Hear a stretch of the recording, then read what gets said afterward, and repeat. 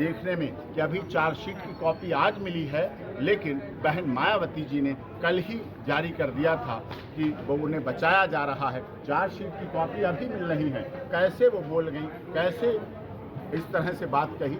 शायद ये उनकी ईर्ष्या है, जलन है, उनके अंदर का ऐसा भाव है। हम उनका आदर करते थे, 4 बार की उत्तर प्रदेश की माननीय मुख्यमंत्री रही, लेकिन उनके अंदर ऐसी भावना रही होगी कि कैसे एक दलित, शोषित, वंचित, पीड़ित, मजदूर, मजलूम समाज का व्यक्ति उठ करके ऊपर आ गया और धर्म की बात करने लगा, मानव धर्म की बात करने लगा, सत्य की बात करने लगा, और कैसे सिस्टम चल पड़ा। रुपया ना तो चढ़ावा है, ना चंदा है, ना दान पात्र है, ना कोई जाति पात है, ना कोई ऊंच नीच है, केवल मानव धर्म सत्य था, सत्य है और रहेगा। इस बात के कागज यहाँ भी लगाए। आपने राजनीतिक साजिश की जिक्र किया गया कि राजनीतिक साजिश की चार्जशीट में नहीं, ये साजिश षड्यंत्र का जो है, षड्यंत्र की बात की गई है, और षड्यंत्र के एंगल पर जो एसआईटी ने अपने 16 बिंदु बनाए थे कि इसमें जांच की जाएगी, उन 16 बिंदुओं पर उनका जिक्र भी किया गया है। अब 16 बिंदुओं पर उस पर भी जांच हो रही है और उस पर भी कार्रवाई हो रही है। 2 जुलाई 2024 को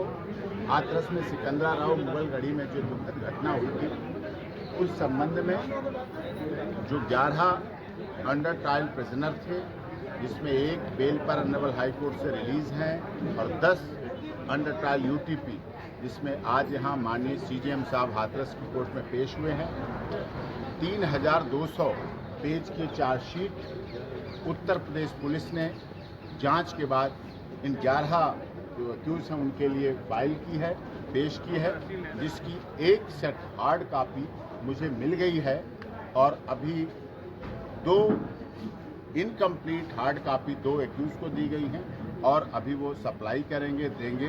उसके बाद इस केस पर कॉग्निजेंस के लिए बात की जाएगी। पहले कॉपी सप्लाई। आज 10 एक्यूज, जिनमें 1 मंजू महिला हैं और 9 पुरुष हैं, वो सभी यहाँ पेश हो गए हैं फिजिकली, और पेश होके 3 सेट दिए गए। 1 सेट कंप्लीट है, 2 सेट इनकम्प्लीट हैं, और उसमें पेन ड्राइव पे देने के लिए कहा है, लेकिन ये लोग ना उतने शिक्षित हैं, ना पेन ड्राइव यूज़ करते हैं, ना योग्यता है, इसलिए उनकी तरफ से एप्लीकेशन दी गई कि हमें हार्ड कापी दी जाए।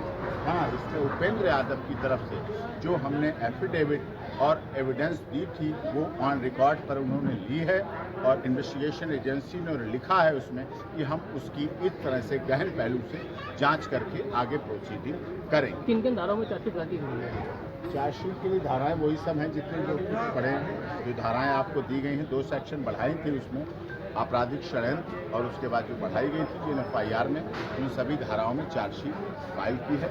अगली सुनवाई क्या तारीख है? अगली तारीख 9 अक्टूबर की है, और 9 अक्टूबर से पहले कॉपी सप्लाई कर देंगे।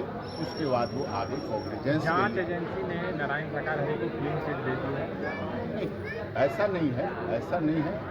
ये देखिए, क्लीन चिट का विषय नहीं है। हर पर 3 महीने का टाइम है, उसमें दे दी गई है। अब हम इसको आगे पढ़ेंगे भी, देखेंगे क्या क्या है, क्योंकि 3200 पेज हैं, बल्कि चार्जशीट है। घटना दुखद थी। इसमें वो सवाल भी पूछे गए हैं कि जहरीला स्प्रे वाली बात भी इन्वेस्टिगेशन एजेंसी ने अपनी जांच की उस कार्रवाई में लिखी है, उनसे सवाल पूछे गए हैं, और जैसे जैसे आगे जो प्रोसीडिंग होगी वो निश्चित तौर पर हमें अभी भी जांच एजेंसी पर भरोसा है।